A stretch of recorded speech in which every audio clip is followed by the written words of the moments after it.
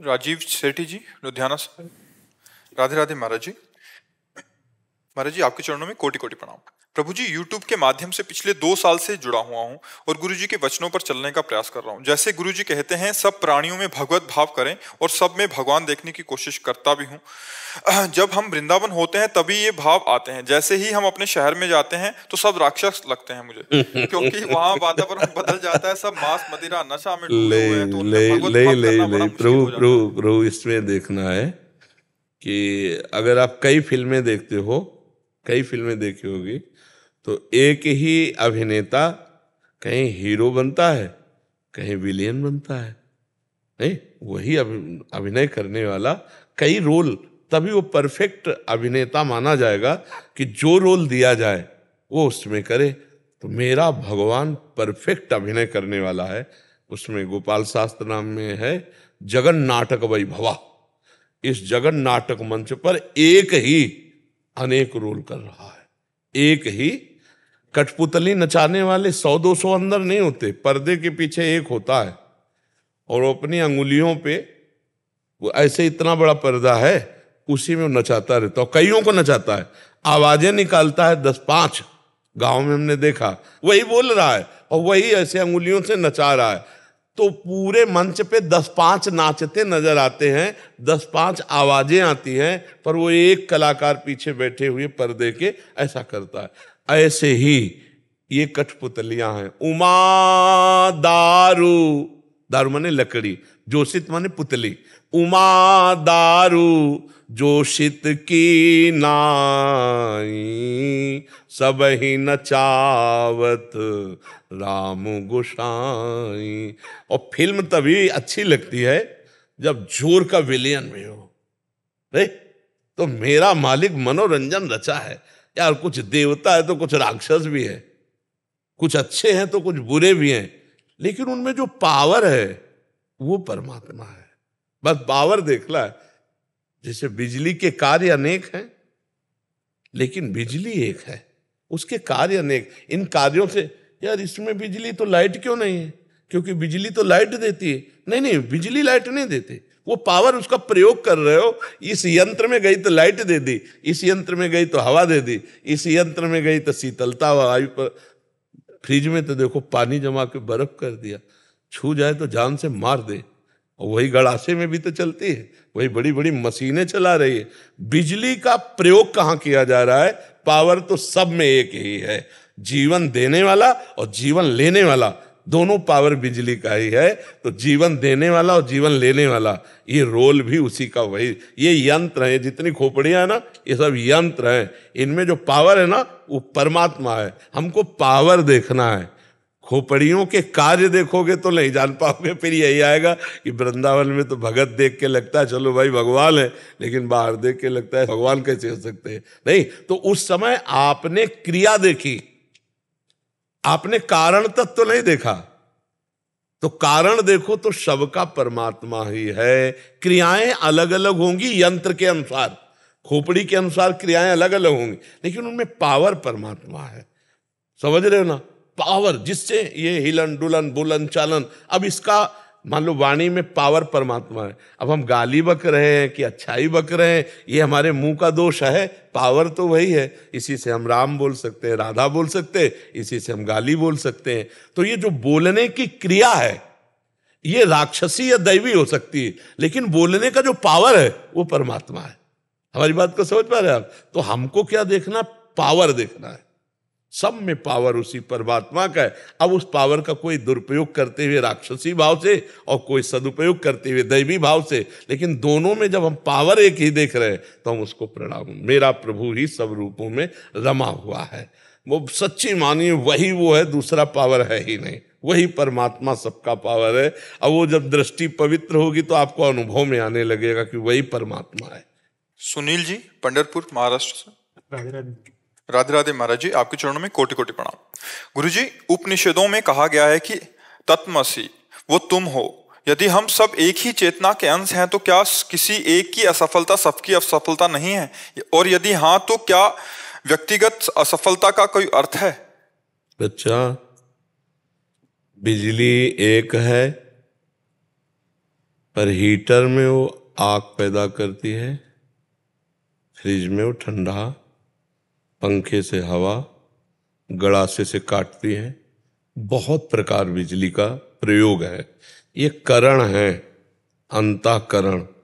कोई दुष्ट स्वभाव का है, कोई सरल स्वभाव का है, कोई प्रवीण है, कोई मंद है, लेकिन परमात्मा सब में एक ही, पावर सब में एक ही है। अब कर्मानुसार आसक्त चित्त होने के कारण हम अपने को भूल गए। जो तत्त्वम असि, हम अपने को भूल गए। हम अपने को तत्व मान रहे हैं क्या? इस समय शरीर मान रहे हैं ना, तो थप्पड़ लगेगा तो हमारे गाल में लगेगा ना। ये जब आसक्ति खत्म हो जाएगी, जैसे इनके थप्पड़ लगे तो आपको क्या परेशानी, ऐसे आपको थप्पड़ लगे तो आपको क्या परेशानी। ये स्थिति आएगी, ये बुद्धि से बातों से नहीं आएगी, ये भजन से स्थिति आएगी। तो सफलता और असफलता भी तो देहाभिमानी जीव है। तो अलग अलग शरीर पर अभिमान क्यों? अभी सब पर किए हो क्या? ध्रुव जी ने अपनी प्राणवायु को संपूर्ण विश्वात्मा भगवान में लगा के रोक दी, तो पूरे ब्रह्मांड की वायु रुक गई। भागवत पढ़ के देखना। तो आप अभी पूरे ब्रह्मांड में तदात्म भाव को प्राप्त हो क्या? आप तो केवल एक पांच भौतिक 3.5 हाथ के ढांचे में अपने को अभिमानित किए हुए अपने को समझ रहे हो मैं पुरुष हूं। अभी समस्त ब्रह्मांड में तत्व ज्ञान हुआ है क्या? तत्वमसि, जो तुम हो उसके सिवा और कुछ है ही नहीं, तुम ही तुम हो। तो ऐसा सिद्ध हुए क्या तुम? तो अनुभव कैसे हो जाएगा बिना सिद्ध हुए? आप हमारी बात को समझ रहे?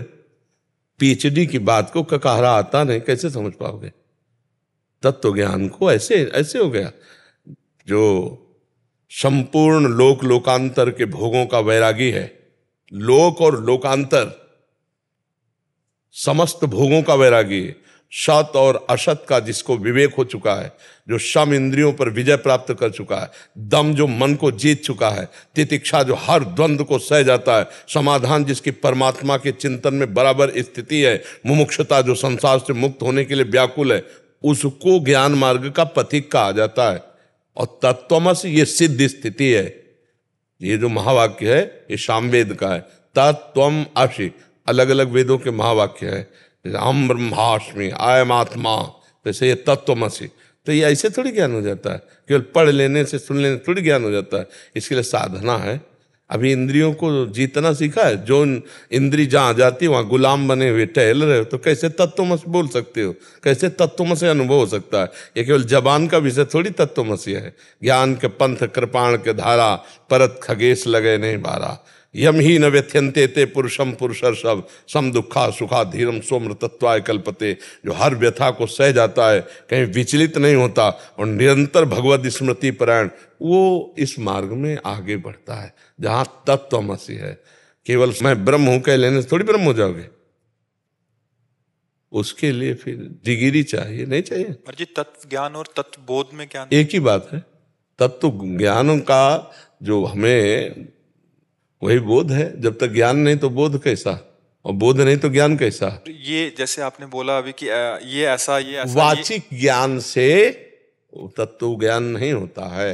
वाचिक बुद्धि कितनी, मान लो एक सीप है, सीप, अब उस सीप से तुम समुद्र उलीचना चाहो तो बेवकूफी है कि नहीं? समुद्र अगाध है, तुम्हारी बुद्धि सीप है। तत्वबोध इसीलिए कहा गुरु कृपा ही केवलम। जब साधन करोगे तभी आपको उस वस्तु तक पहुंचना होगा। नकली अगर वर्दी पहन करके घूमोगे तो जब असली वर्दी वाला मिलेगा तो बंदी बना लेगा, नहीं बना लेगा। तो केवल तत्वमसि और शिवोहम कहने से थोड़ी होता। इंद्री विजयी होना चाहिए, काम विजयी होना चाहिए, क्रोध विजयी होना चाहिए। देखो जरा इस पर ध्यान दे कि काम विजयी, क्रोध विजयी, इंद्री विजयी, होश उड़ा दिए, मन नहीं होश उड़ा दिए। जरा जरा सी बात में तो गुलाम बनाए हुए। मन को गुलाम बना के दिखाओ, बुद्धि को गुलाम बना के दिखाओ, इंद्रियों को गुलाम बना के दिखाओ, तब तो स्वराज्य पर बैठोगे। चक्रवर्ती राजा वही होता था जो पूरे को परास्त कर दे। तो परास्त करो ना पहले। तत्वमसि तुम वही हो, ये पर तुम राजा हो, तो पहले तो आप शत्रु को परास्त करो, प्रजा को अधीन करो, तब तो राजा कहलाओगे। ऐसे राजा कहलाओगे? भगवान के दास बनकर नाम जप करो, वो पहुंचा देंगे, वहीं पहुंचा देंगे। हम तुम सब भगवान के ही हैं, स्वरूप है। पर नाम जप करो, पहले अच्छे आचरण करो। ककारा पढ़ना सीखे तब तो पीएचडी जाएगा। नाम जप करना शुरू करो, सत्संग सुनो, माता पिता की सेवा करो, समाज की सेवा करो, तुम क्या हो धीरे धीरे जान जाओगे। अब ऐसे केवल हम ब्रह्म ज्ञान बिन नारी नर करे न दूसरी बात, कौड़ी लागी लोभ वश करें विप्र गुरुघात। जब तत्वमसि हो तो भूख प्यास किसको लगती है? ये काम क्रोध किसको सताते हैं? तुमको थोड़ी सताते हैं, लेकिन तुमको सताते हैं। सताते हैं ना, तो तुम तत्वमसि नहीं हो, तुम शरीराभिमानी हो। अब दवा करनी पड़ेगी। अब जब तक ज्ञान नहीं होगा तब तक साधन मार्ग में चलो, और जब ज्ञान हो जाएगा तो बच्चा ऐसे ही है।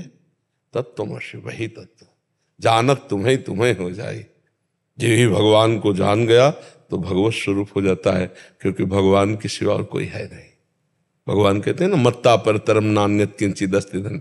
आप भी भगवत स्वरूप हो, लेकिन आप अपने स्वरूप को भूलकर आप देह को अपना मान रहे हो। 100% देखो बच्चा, बिना तर्क की बात, हृदय से देखो। उठते बैठते जागते सोते आप अपने को पुरुष शरीर में ही तो माने हुए हो। ये घोर अज्ञान है। कैसे जानोगे तत्वमसि? अब जैसे बंदूक पकड़ावे तो केवल बंदूक पकड़ने मात्र से पता चल जाएगा कि ये शूटर है कि नहीं है, ये शूट करने वाला है कि नहीं, मतलब ये लक्ष्य भेदन कर लेगा कि नहीं। अब हम लोगों को तो हमें ज्ञान नहीं, तो उसकी पकड़ जो चलाने वाला ना, वो स्टाइल से ही पकड़ेगा, क्योंकि उसको पता है ऐसे पकड़ना चाहिए। अपने लोग नहीं पकड़ पाएंगे। ऐसे ही शब्द जो है वो निकलता है, वो उसी जगह से जहां से निकलता है। अगर वो अज्ञानी है तो चाहे जितना फराटेदार वेदांत बोले, 1 सेकंड में पता चल जाता है इसको बोध नहीं है। वो बोल सही रहा है पर उसको बोध नहीं है, वो शब्द बोल देगा। शब्द का वजन बोलता है हाँ कि ये थोथा है, इसको ज्ञान नहीं है।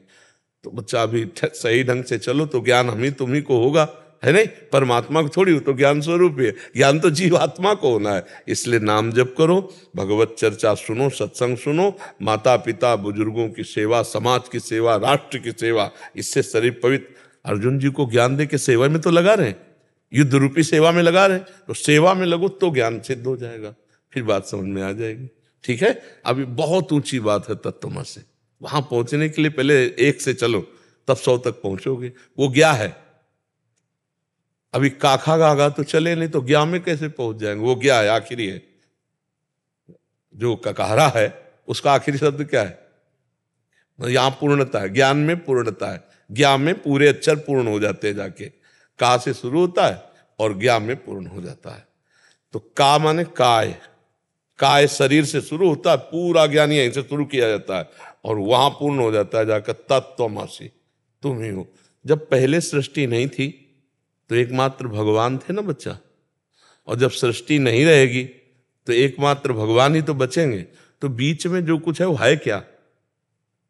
भगवान ही तो है ना। तो जब सब भगवान है तो तुम्हारे अंदर क्या है? तो ये बात कहां जान पा रहे हो? ये बात जान पा रहे हो क्या? अपने अंदर भगवान दिखाई देते? नहीं दिखाई देते। मैं है, मैं पुरुष हूं, मैं हूं, बस ऐसे लगता है। शीशा में देखो तो मैं हूं।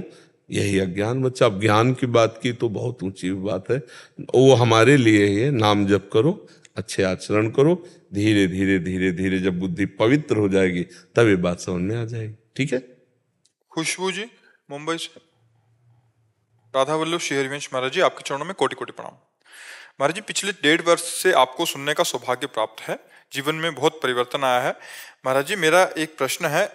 महाराज जी, एक नाम में इष्टाकार वृत्ति होने के बाद गृहस्थ में बच्चों को धर्म की शिक्षा और संस्कार देने के लिए मेरा क्या धर्म है? घर पर बच्चे चाहते हैं कि जैसे महाशिवरात्रि हो तो शिव जी की, गणेश चतुर्थी हो तो गणपति जी, नवरात्रि हो तो अम्बा माता जी की पूजा अर्चना अच्छे से हो, परंतु मेरा मन सब में इतना नहीं लगता। हाँ, जैसे हमारे पति हमारे प्राण प्रिय हैं, पर हम समय पर सास की सेवा करते हैं, नंद को भी अनुकूल रखते हैं, देवर को भी अनुकूल रखते हैं, ससुर को भी अनुकूल रखते हैं, आए हुए रिश्ते नातेदारों को भी अनुकूल रखते हैं, लेकिन पति तो पति ही है ना। और ये सब पति की प्रसन्नता के लिए करते हैं, क्योंकि वो पति की माँ है इसलिए उसकी सेवा, वो पति का पिता है इसलिए उसकी सेवा, वो पति के घर में आया हुआ अतिथि इसलिए उसकी सेवा। तो आप हमारी समझ रहे ना, हम जिन प्रभु से प्रेम करते हैं, जिनका नाम जप करते हैं, वो तो हमारे प्राण प्रिय हैं। लेकिन अब जैसे नवदुर्गा आ गए तो अम्बा की सेवा कर रहे हैं, उससे हमारे पति प्रसन्न होंगे, प्रभु प्रसन्न होंगे। शिवरात्रि आ गई तो परिवार गृहस्थी में तो हम शिव उपासना कर रहे हैं।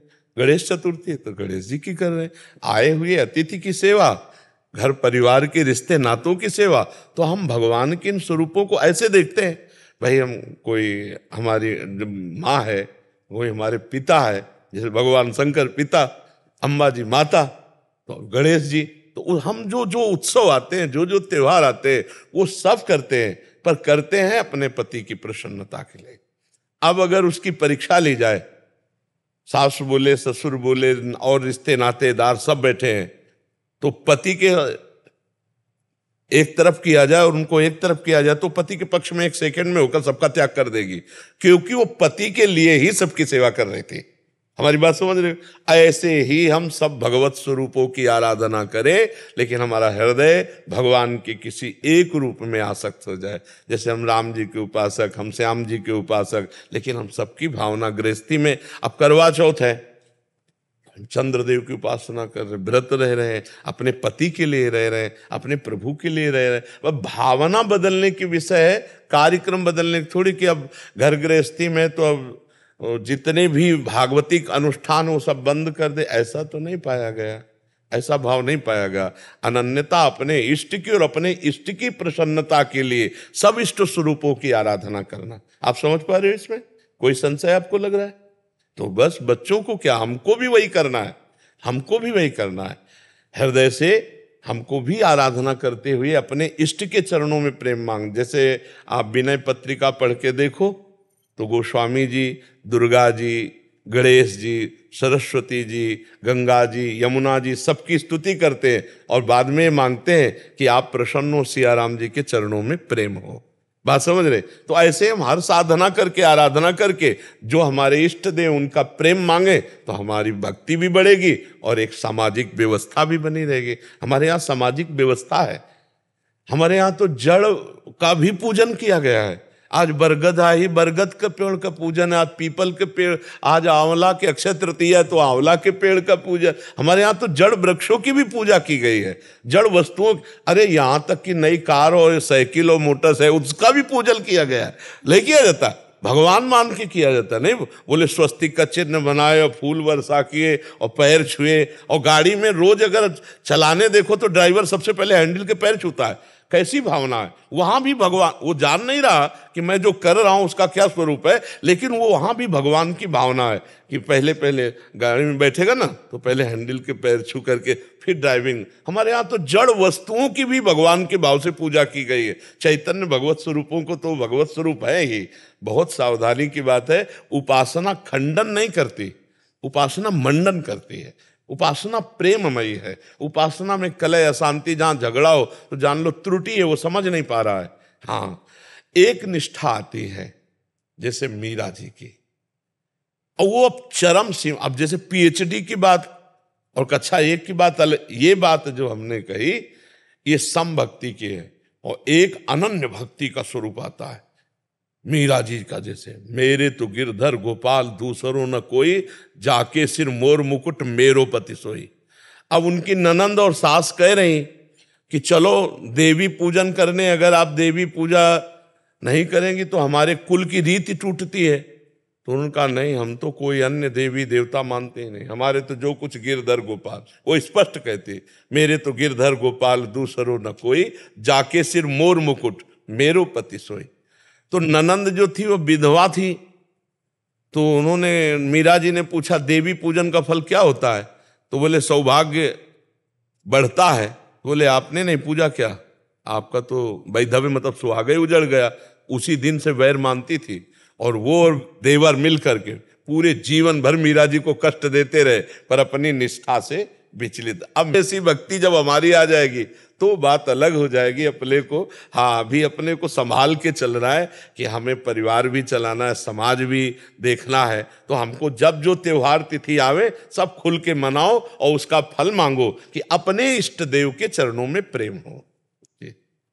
स्नेहा सिंह जी, गोमती नगर से। श्री हरिवंश, राधा वल्लभ श्री हरिवंश गुरुदेव। महाराज जी, मेरा प्रश्न है कि गुरुजी, मेरा मन माला करते समय श्री जी के श्रृंगार करने और उनके मंदिर को सजाने और उनकी व्यवस्था करने में लगा रहता है। मंत्र में ध्यान नहीं लग पाता। मंत्र में ध्यान न लगने से कोई अपराध तो नहीं बनता, जबकि मेरे द्वारा नियम की 11 माला वो उससे ज्यादा भी हो जाती हैं। हाँ, कोई बात नहीं है। असत चिंतन नहीं हो रहा, यही ठीक बात है। प्रभु का चिंतन किसी भी प्रकार से हो तो हमारे जप में, हमारे ध्यान में फिर दोष नहीं माना जाएगा। जैसे हम नाम जप कर रहे और भावना में प्रभु का श्रृंगार कर रहे, प्रभु की सेवा कर रहे, तो ये परम पवित्र है।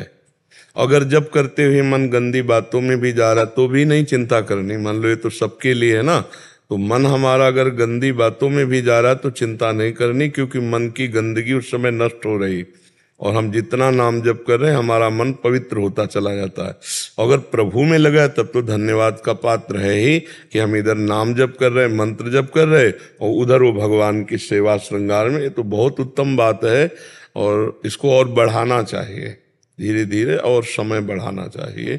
चलते फिरते उठते बैठते भी ऐसा हो सकता है, हम चल रहे हैं तो भी ध्यान में प्रभु की सेवा कर रहे हैं, नाम जप कर रहे हैं। उठते बैठते खाते पीते हर समय भगवान में स्थित रहने से निश्चित इसी जन्म में भगवत प्राप्ति हो जाती। सारे दुख चिंता शोक भय ये सब नष्ट हो जाते हैं। एक भगवान ही है जिनका चिंतन परम मंगल प्रदान करता है। तो बहुत सुंदर बात है। ठीक। मिथिलेश कुमार दुबे जी। जी, राधे राधे महाराज जी। महाराज जी, मैं एक पुरोहित हूँ और जब हम कर्म कांड करवाते हैं तो कभी कभी ऐसा हो जाता है कि किसी विशेष व्यक्ति और किसी साधारण मनुष्य का कर्म कांड करने का दिन एक ही पड़ जाता है। तो इस वजह से कभी कभी हमें साधारण और गरीब यजमान को छोड़कर वो महत्वपूर्ण व्यक्ति का कर्म कांड कराना पड़ता है। तो इस वजह से हमें कोई दोष तो नहीं लगेगा? उसमें धन की प्रधानता छोड़नी पड़ेगी। उसमें प्रधानता भाव की देखनी पड़ेगी। अगर धन की प्रधानता रही तो जन साधारण भी यही तो है। फिर आप में जो आपका एक पद है, फिर उस पद की क्या महिमा रही। करुणा में, दया में, उदार स्वभाव, जन मंगल, इसीलिए विप्रजनों की चरण पूजा पूरा लोक करता था, क्योंकि वो तप के द्वारा, भजन के द्वारा, अपने ज्ञान के द्वारा समाज को सुख प्रदान करते थे, समाज सेवा करते थे। इसके द्वारा थे, इसलिए कह रहे हैं कि अब प्रधानता प्रायः सबके दिमागों में रुपए की हो गई, अर्थ की हो गई, नहीं हो गई। तो अगर हमें कभी ऐसा दिखाई दे कि ये भाव वाला व्यक्ति है, बड़ा दैन्य कह रहा है, तो फिर एक तरफ लाख रुपया देने वाला हो और एक तरफ सुपारी पान केवल अर्पित करेगा प्रभु को, तो हम सुपारी पान वाले के यहाँ जाएंगे। उससे क्या होगा कि भगवान आपके पक्ष में होंगे। उधर तो लक्ष्मी आपके पक्ष में आ जाएगी कुछ, इधर से भगवान आपके पक्ष। जो भगवान जिसके पक्ष में होते तो उसका सर्व मंगल होता है। फिर लक्ष्मी जी तो रह नहीं सकती भगवान के बिना, तो आएंगी ही आएंगी। लेकिन अकेले जब लक्ष्मी का पक्ष लेंगे तो लक्ष्मी जी चढ़ के आएंगी, उनका वाहन पर्सनल, लक्ष्मी जी का पर्सनल वाहन उल्लू बना जाएंगे, फिर गड़बड़ हो जाएगा। उल्लू में एक दोष होता है, वो दिन में नहीं देख पाता, वो रात्रि में देखता है। मतलब जब मदांध बुद्धि हो जाएगी तो हमें ज्ञान नहीं रहेगा परमात्मा प्राप्ति का, और भोगों में सुख यही अज्ञान रूपी रात्रि है और परमात्मा में सुख यही ज्ञान रूपी दिन है। तो परमात्मा सुख से वंचित भोगों में सुख तो ठीक नहीं है। वैसे हमें प्रधानता धन की ना करके ये देखना है कि अगर 10 मिनट पहले भी कोई गरीब आ गया है और उसके 10 मिनट बाद एक करोड़पति आ गया आपके पास, अब आप करोड़पति का नहीं। समय उसको पहले, प्रधानता उसकी पहले, फिर बाद में, क्योंकि वो 10 मिनट पहले आया है। तो समय से अगर पहले बात हो चुकी है किसी धनी से, आप कर चुके, इसके बाद कोई आता है तो फिर नहीं छोड़ना बनता, क्योंकि पहले आप बात कर चुके हैं, उसको समय दिया है जजमान को कि हम आपके कार्य में आएंगे, और फिर उसके बाद कोई गरीब आ जाता है तो हम उसको छोड़ नहीं सकते, क्योंकि उसको वचन पहले दिया। और अगर वो पहले आ जाता है तो फिर धन की प्रधानता नहीं रखें, हम उसकी प्रधानता रखेंगे। ठीक रहेगा ना? हाँ जी। ललित शर्मा जी। राधे राधे। राधे राधे गुरुदेव। गुरुदेव, श्री जी कृपा से मुझे इस जीवन में मानव सेवा का सौभाग्य प्राप्त हुआ है। मैं सूरतगढ़ में वरिष्ठ नर्सिंग ऑफिसर के पद पर कार्यरत हूँ। गुरु जी, आजकल बहुत सारे युवा नशे के इंजेक्शन लगाने से उनकी मृत्यु हो रही है। महाराज जी, ऐसी परिस्थिति में मरीज के परिजन हॉस्पिटल में आके विलाप करते हैं और मरीज को बचाने के लिए कहते हैं। ऐसी स्थिति में हृदय बहुत दुखी हो जाता है। ऐसी स्थिति में हम क्या कर सकते हैं? कुछ नहीं कर सकते। अवश्य में भोक्तव्यम कृतम कर्म शुभाशुभम, जो जैसे कर्म करता है उस जीव को भोगना पड़ता है। आपको जितना ज्ञान बल दिया है, जितना आपको बल दिया है, उसके बल के अनुसार आप उसे ठीक करने का प्रयास कीजिए, बकाया और तो कुछ नहीं हो। तो जीव को भोगना पड़ेगा। हमारा कर्तव्य है प्रयास करना, और सफलता असफलता उसके कर्म पे आधारित है। अगर उसका निंदनीय कर्म बहुत बढ़ चुका है तो फिर उसको शोक भोगना ही पड़ेगा, दुख भोगना ही पड़ेगा। उसे बचा नहीं सकते, क्योंकि आप कोई भगवान तो नहीं कि बचा सकते हो। जीव को अपने कर्मों का दंड तो भोगना ही पड़ता। प्रयास आप जरूर कीजिए कि उसको आप सुख प्रदान करें, आप उसको बचा लें। उनके परिवार वालों को धन की प्रधानता न रख करके आप प्रयासरत रहिए, यही आपकी सेवा होगी। हाँ, और इसके आगे आपका बस भी क्या है? एक रोम झड़े तो उसे नहीं आप बचा सकते हैं, फिर किसी व्यक्ति को बचा लें असंभव। प्रयास हमारा है, हो सकता है उसका प्रारब्ध हो बच जाए, अगर प्रारब्ध नहीं बचने का तो फिर नहीं बचेगा। ऐसे एक डॉक्टर आए थे कैंसर के, वो कह रहे थे ऐसी ऐसी बुरी दशाएं कैंसर की हैं, कीड़ा पड़ गए मुख में, ऐसे ऐसी परिस्थिति में बहुत विकल हो जाता है। तो उनका विकल होने की जरूरत नहीं, धैर्य की जरूरत है। धैर्यवान होकर के आप ऑपरेशन कीजिए, धैर्यवान होकर औषधि दीजिए, बचाने का प्रयास कीजिए। ना बचे वो उसका प्रारब्ध है। हम अपनी तरफ से कोई गलती नहीं करेंगे, कोई ढिलाई नहीं रखेंगे, धन की प्रधानता नहीं रखेंगे कि अगर धन हो तो हम इस औषधि का प्रयोग करें, धन नहीं तो हम कह नहीं। अगर जरूरत पड़े तो हम अपने कर्जा लेकर के भी दूसरे को ठीक करने का प्रयास रखें, तो भगवान आपको सफलता देंगे, भगवान आपको सहयोग। जो परहित की भावना करता है तो उस पर भगवान बहुत प्रसन्न होते हैं। दूसरों को सुख देने के बराबर उपासना कोई नहीं। जो दूसरों को सुख, परहित सरिस धर्म नहीं भाई। जो दूसरे को हित करता है, यहाँ तक कह दिया गया परहित लाग तजय जो देही संतत संत प्रशंसा तेहि। जो दूसरे के लिए अपने प्राणों की बाजी लगा देता है तो उसे संत जन प्रशंसा करते हैं, और परलोक में भगवान को प्राप्त होता है, भगवान की कृपा प्राप्त होती है। तो निराश तो कभी होना नहीं, क्योंकि जीव को अपने कर्मों का फल अवश्य भोगना होता है। आप प्रयासरत रहिए, आप अपने प्रयास में ढिलाई मत कीजिए, ठीक है? हाँ जी महाराज जी, क्या है कि उनके परिजन जब विलाप करते हैं तो दुख बहुत ज्यादा होता है। हाँ, ये तो भोगना ही नहीं। अब संबंधी है उनको तो, लेकिन थोड़ा सा भी हृदय निर्दयी रखना चाहिए, थोड़ा हृदय निर्दयी रखना।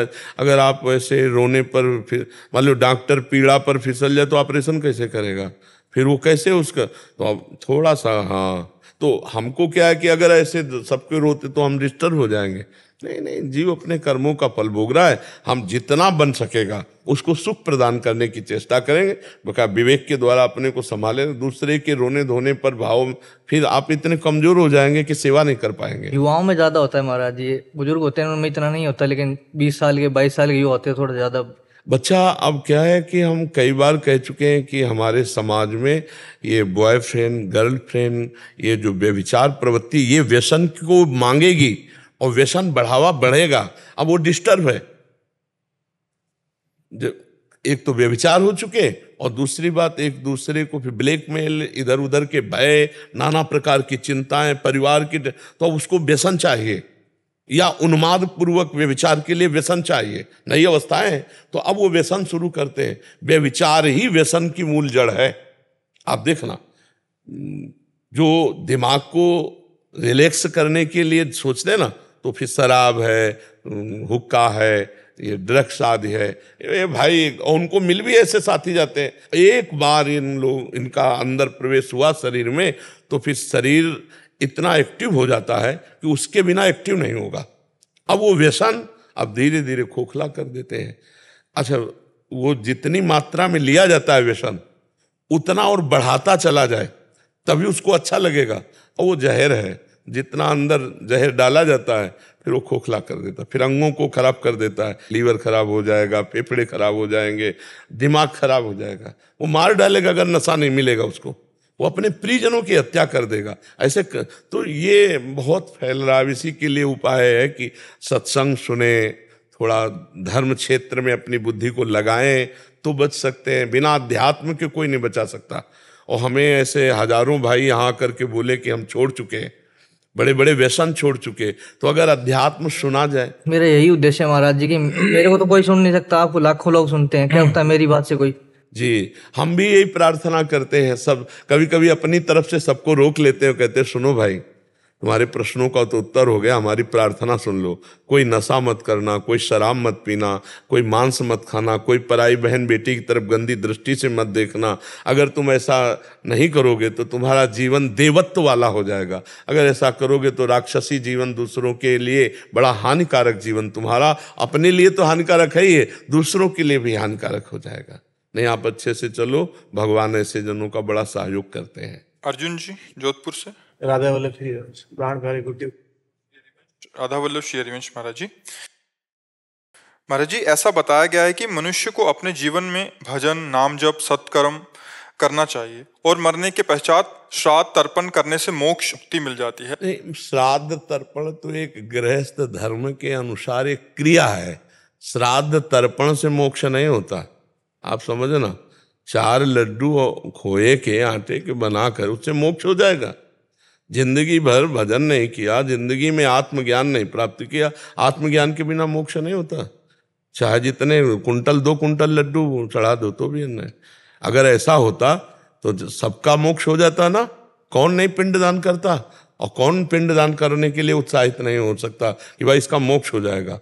पिंडदान से मोक्ष नहीं हो सकता, वो पिंडदान उसको प्राप्त होता है। जैसे 4 अंजुलि जल दिया तो पितरों को मिलेगा, 4 लड्डू दिए तो पितरों। मोक्ष होगा भगवान की प्राप्ति से, आत्मबोध से, वो जिंदा होता है। या मरते समय भगवान का स्मरण हुआ तो मोक्ष होगा, अन्यथा नहीं होगा। पिंड ये न सोचो कि 4 लड्डू चढ़ाने से वो मोक्ष को, नहीं तो फिर इतना कमजोर तो कोई है ही नहीं कि आटा के और खोए के 4 लड्डू चढ़ा के मोक्ष अपने पितरों का कर दे। वो पितरों को प्राप्त होता है, पितर उसका भक्षण करते हैं, ना कि मोक्ष को प्राप्त होता है। मोक्ष को तो तब प्राप्त होगा जब उसके कुल में कोई भगवत प्राप्त महात्मा हो जाएगा। सो कुल धन्य उमा सुन जगत पूज्य सुपनीत, तब वो पितर उसके 21 पीढ़ियां तर जाती हैं जो भगवत प्राप्त महात्मा हो। तो नाम जप करे, अपने पितरों का कल्याण करने के लिए नाम जप दे, भगवान की चर्चा, भगवान की कथा वार्ता और जीवन भगवत में, तब तो पितरों का कल्याण होगा। लड्डू और इससे नहीं होता, ये तो उनको प्राप्त होते हैं। जो आप जिसको दोगे वही प्राप्त हो जाएगा। जो आप मान लो पितरों के प्रति भंडारा कर रहे हो तो वो पितरों का पुण्य प्राप्त हो जाएगा, जाके मोक्ष थोड़ी हो जाएगा। भंडारा नहीं गुड्डी, मैंने लिखा था कि श्राद्ध पक्ष आ रहे ना, श्राद्ध पक्ष में अगर 16 दिन नाम जप करके अगर उनको दिया जाए तो उनको मिल जाएगा। हाँ ना, हमने ये तो हमने कई बार एकांतिक में कहा है। तो हम केवल पिंडदान की बात कह रहे हैं कि पिंडदान से मोक्ष नहीं होगा। नाम जप करो, वही तो अभी हम कह रहे हैं, नाम जप करो, भगवान की आराधना करो, भगवान की लीला कथा जैसे भागवत महापुराण है इनका पाठ करो और पितरों को दो, तो उससे कल्याण हो जाएगा। मोक्ष की प्राप्ति आत्मज्ञान से होती है। स्वयं आत्मज्ञान जब प्राप्त होगा तब मोक्ष की प्राप्ति। मोक्ष को ऐसे साधारण बात थोड़ी, मोक्ष की प्राप्ति, कल्याण का मतलब होता है उन्नति होना। जैसे स्वर्ग से ऊपर है पितर लोग, पितर लोग से महालोक, जनलोक, ब्रह्मलोक, ऐसे। लेकिन मोक्ष प्राप्त हो जाना या भगवत साक्षात्कार हो जाना, ये तो स्वयं भजन करे, आत्मज्ञान प्राप्त हो तब, या कोई आत्मज्ञानी पुरुष उसके कुल में पैदा हो जाए तो भगवान कृपा कर दे उसके ऊपर तो है। तो खूब नाम जप करो, अपने पितरों को दो, उनका कल्याण हो जाएगा, पक्का हो जाएगा, इसमें कोई संशय नहीं। ठीक है ना। नाम जप पर तन्मयता पूर्वक पवित्र भाव से और फिर समर्पित कर दे। तो जैसे यहाँ से अपने बैंक से किसी को भी ट्रांसफर करो सरकारी, तो पहुँच जाएगा ना। अगर सरकारी बैंक में, तो हम जो नाम जप करें पहले भगवान को समर्पित करें, फिर भगवान से प्रार्थना करें कि हमारे अमुक पितर को ये प्राप्त हो, तो प्राप्त हो जाता है। उसके लिए संकल्प होते हैं, संकल्प बोलते हैं ना पंडित लोग, उसके लिए संकल्प बोला जाता है, वो तब उनको प्राप्त होता है। तो भगवान को पहले समर्पित किया जाता है। नमहम, मेरा नहीं आपका है, फिर उसके जिसके लिए उसके संकल्प, ब्राह्मण जो विद्वान है समर्पित कर दिया। हाँ, समर्पित, पहले संकल्प किया जाता है उसका, फिर समर्पित किया जाता है। पर ब्राह्मण जन संकल्प बोलते हैं तो हरि ओम विष्णु विष्णु ऐसे नहीं बोलते।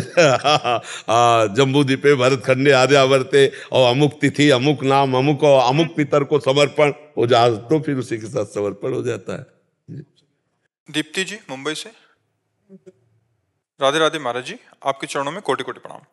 महाराज जी, मेरे गुरुदेव की कृपा से गुरु मंत्र का जप निरंतर नियमित रूप से होता है।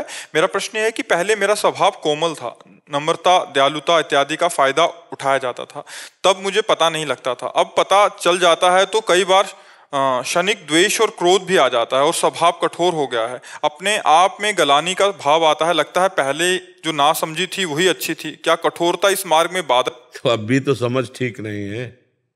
अगर समझ अब भी ठीक होती, जो पहले ना समझी को अब ठीक कैसे कर, जब खुद समझ कह रही कि पहले ना समझते और अब उसे ना समझी को ठीक मान रहे हो, तो अब भी तो ना समझ ही हो। अभी कौन सी समझ सही हो गई?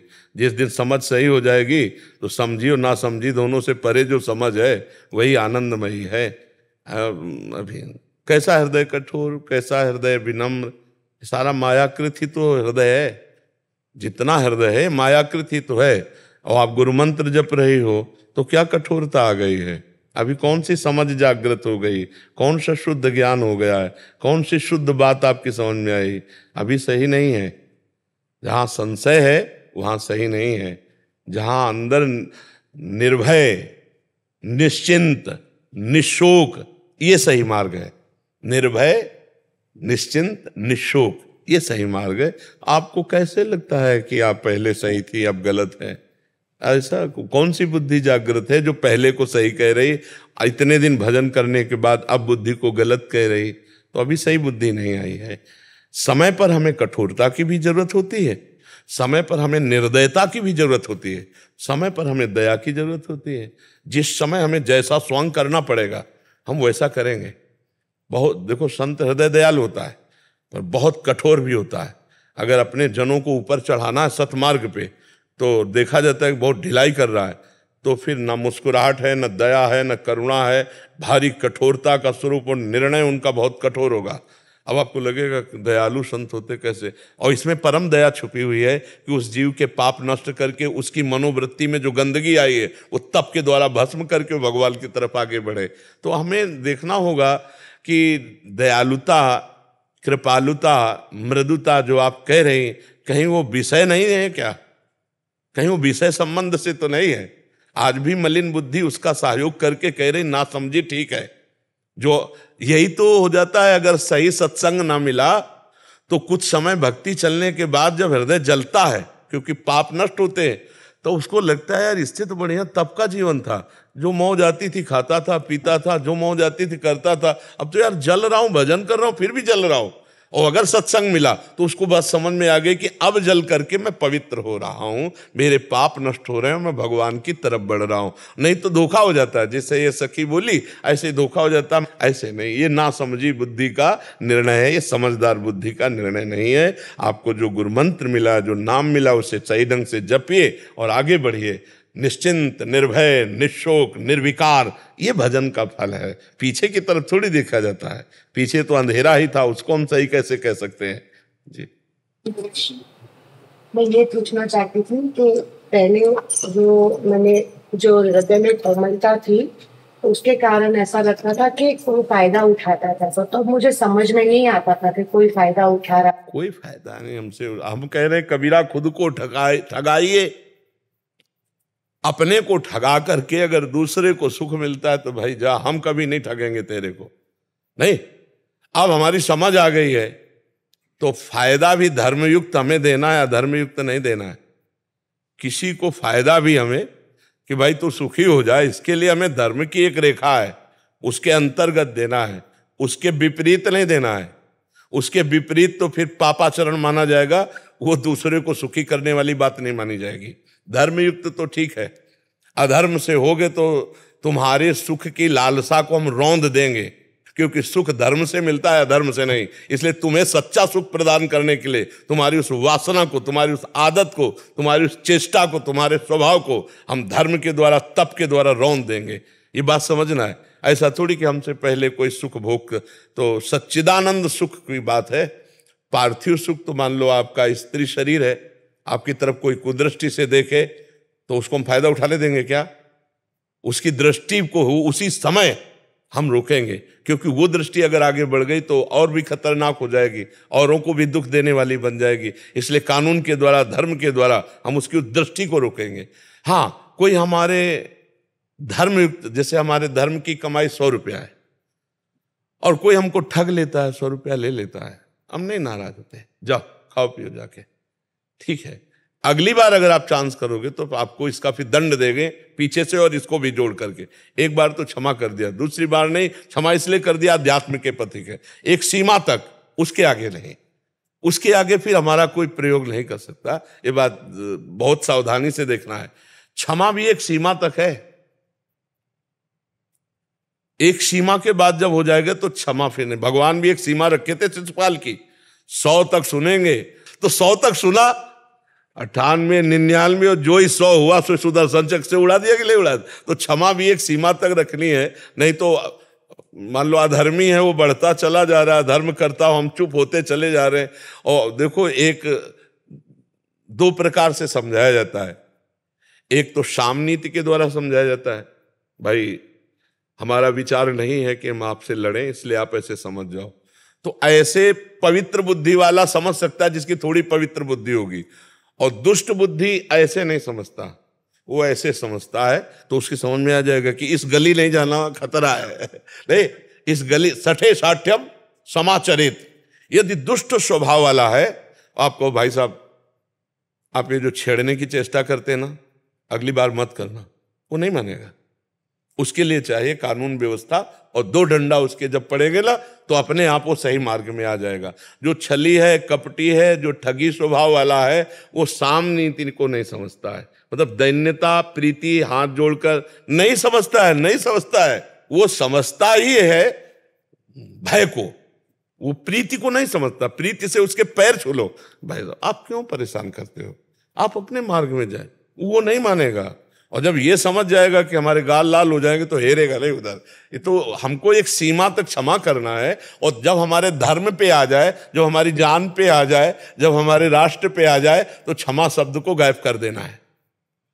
हमारा सिद्धांत जो शास्त्री भगवान श्री कृष्ण के वचनों के अनुसार है, एक क्षमा एक सीमा तक है, उसके बाद फिर नहीं, उसके बाद तो फिर दंड देंगे। हमारे पास कानून व्यवस्था है, हमारे पास भागवतिक बल है, हम उसके द्वारा तुम्हें शासन मिलेंगे। तो हमें ये लगता है कि अब बुद्धि ठीक है।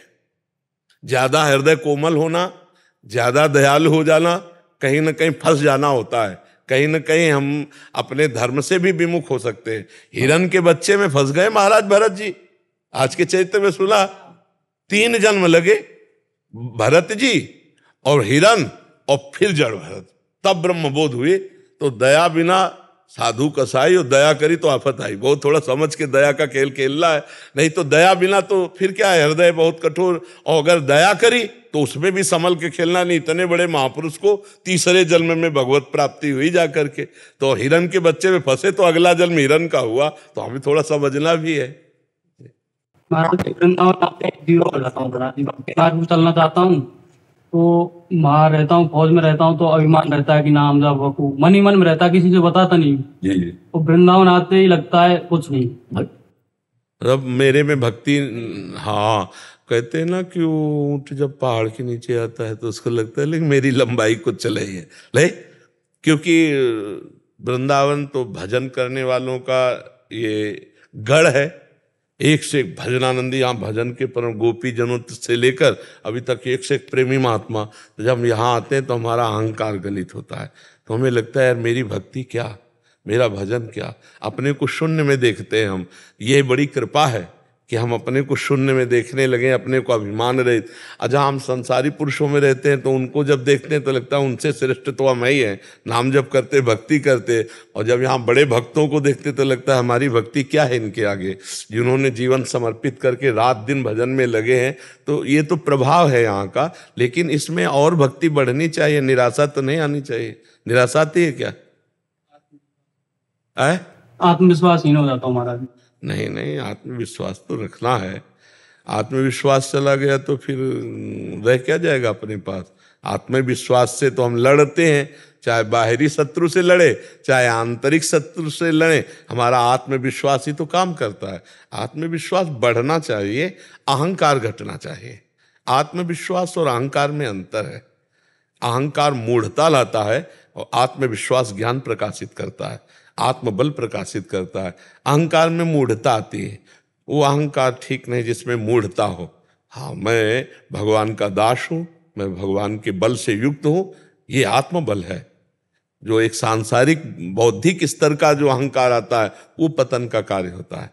समझ पा रहे हो? एक भागवतिक स्तर का जो अहंकार है वो पवित्र होता है, वो भगवान का बल प्रदान कर। जैसे मैं भगवान का दास हूँ, मैं किसी भी स्थिति में निराश, उदास, हताश नहीं हो सकता हूँ।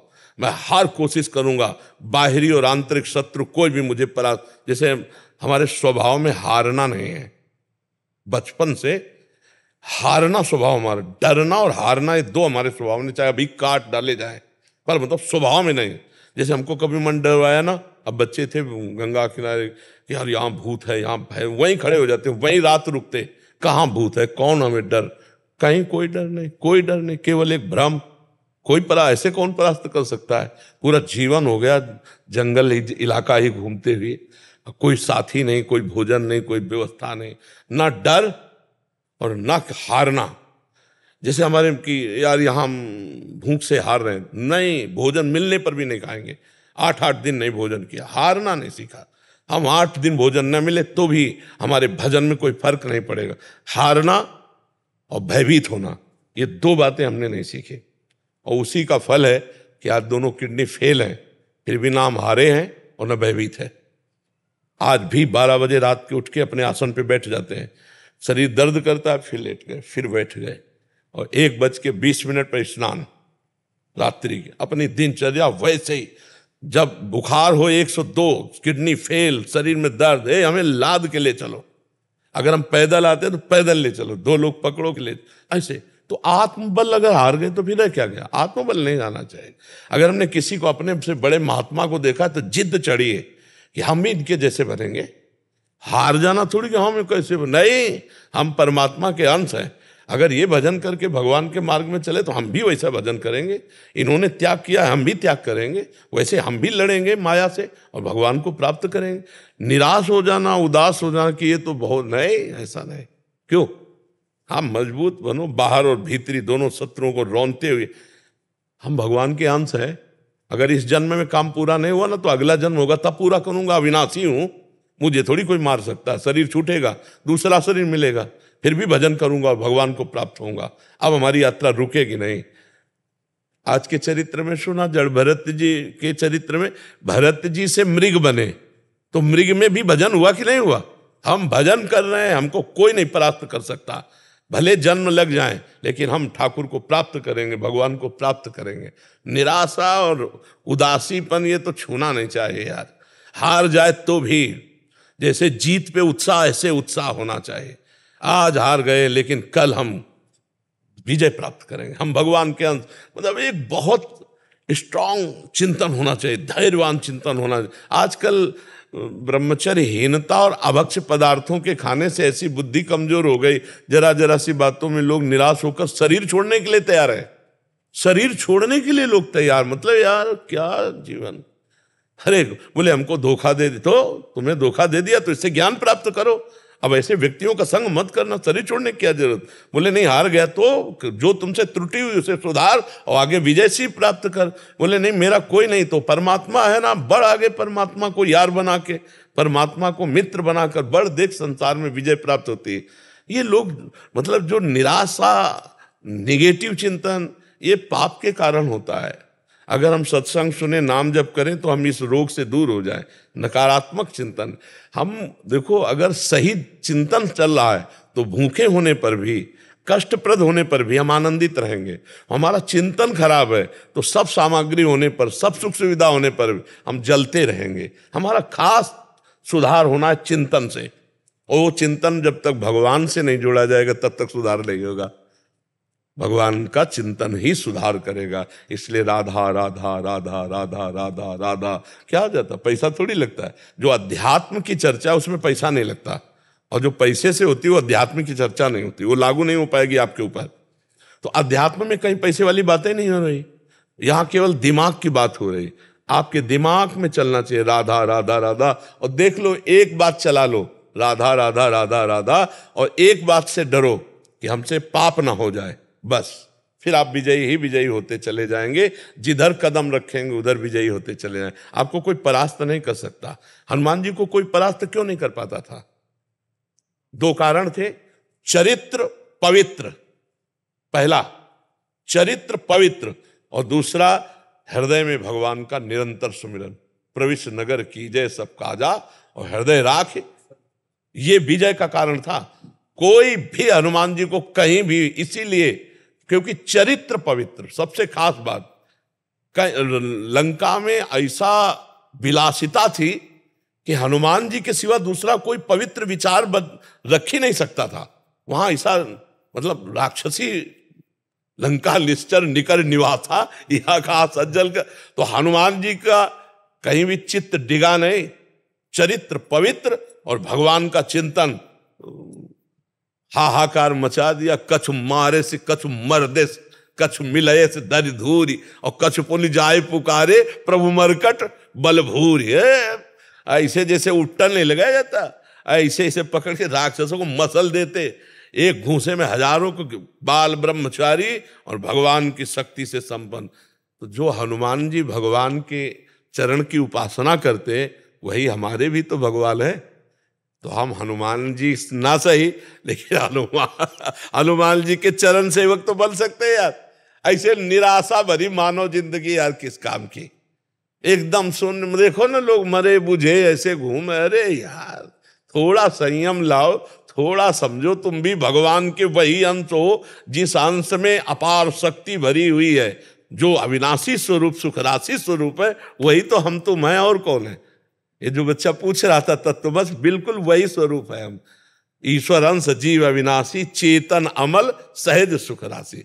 आत्मबलहीन नहीं होना चाहिए। क्यों? हाँ बिल्कुल उत्साह फेट। हाँ ठीक है, अगर हमें पॉइंट देखना है कि हमारे आगे बढ़ चुके हैं तो कहाँ से बढ़े हैं, मुझे भी बढ़ना है, मुझे भी आगे जाना, लगन लगनी चाहिए, बुझना नहीं चाहिए। जो अहंकार है उसको तो डाउन होना चाहिए, क्योंकि अहंकार का फिर विनाश होता है। अहंकार ऐसी जगह फंसा देगा जहां हमारा पतन हो जाएगा। अहंकार इसे नहीं कहते कि मैं आगे बढ़ना चाहता हूं, नहीं, ये तो हमारी जिज्ञासा है, ये हमारी लालसा है और ये हमारा अधिकार है। हर पद यहां से लेके ब्रह्मलोक तक और हर स्थिति हमारे लिए बनाई गई, भगवान के लिए थोड़ी बनाई। भगवान तो है ही ना, भगवान ही है। हर जीव के लिए आप भजन करके ब्रह्मा बन सकते हैं, आप भजन करके देवराज इंद्र बन सकते हैं, और आप अपना विनाश भी कर सकते हैं। आप भूत प्रेत नाली के कीड़ा भी बन सकते हैं। जैसे आचरण करेंगे वैसे बन जाएंगे ना। तो हम कहीं भी, जैसे वृंदावन आए, बड़े बड़े भक्तों को देख रहे, तो धन्य हो, भाग्य है इनके कि भजन करके आगे बढ़े। पर हमें निराश नहीं होना, हमको भी आगे बढ़ना है। देखो जैसे तुम राष्ट्र सेवा कर रहे हो, वैसे हमको भी राष्ट्र सेवा ही मिली है। भजन करने के बाद हमको मिला क्या है? राष्ट्र सेवा ही तो मिली। आप हमारे राष्ट्र के सब हो, तो हम बैठ के क्या कर रहे हैं? आपका जीवन मंगलमय हो, आपके विचार मंगलमय हो, आप स्वस्थ रहें, आप अच्छे बने, आप आनंदित रहें, आपको कोई कुकर्म फंसा ना पाए। यही तो जैसे अपने परिवार की सुरक्षा, ऐसे हम आपकी सुरक्षा के लिए जितना ज्ञान भगवान ने दिया है वो आपको दे रहे हैं। आप गोली के द्वारा, हम बोली के द्वारा है। गोली के द्वारा बाहरी शत्रुओं से रक्षा कर, हम बोली के द्वारा आंतरिक शत्रुओं की रक्षा की बात। कैसे काम विजयी बनो, कैसे क्रोध विजयी बनो, कैसे सहनशील बनो, कैसे समाज प्रिय बनो, कैसे आप भगवान के कृपा पात्र बनो। यही तो चाहे। तो निराश नहीं होना ना, आत्मबल युक्त रहना। ठीक है। आओ नमः पार्वती पते हर हर महादेव महादेव। आओ आओ, बहुत कृपा, बहुत। एक ही श्लोक से ही भगवान शंकर का स्तवन का कोई एक श्लोक सुना दो। ओम होम जूम स्वाहा ओम भूर्भुवः स्वाहा ओम त्र्यंबकं यजामहे सुगंधिं पुष्टिवर्धनम् उर्वारुकमिव बन्धनान् मृत्योर्मुक्षीयमामृतात्। ओम स्वाहा भुवः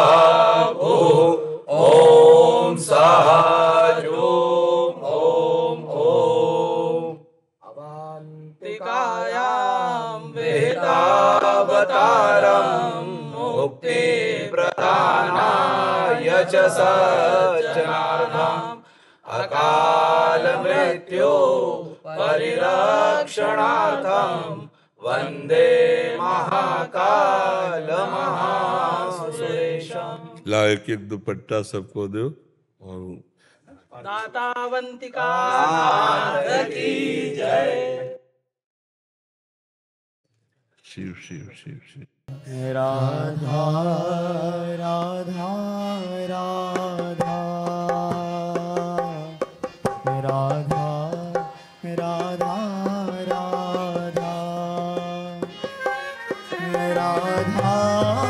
राधा राधा राधा राधा राधा राधा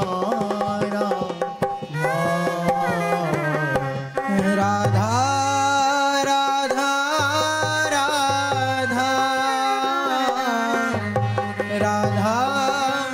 राधा राधा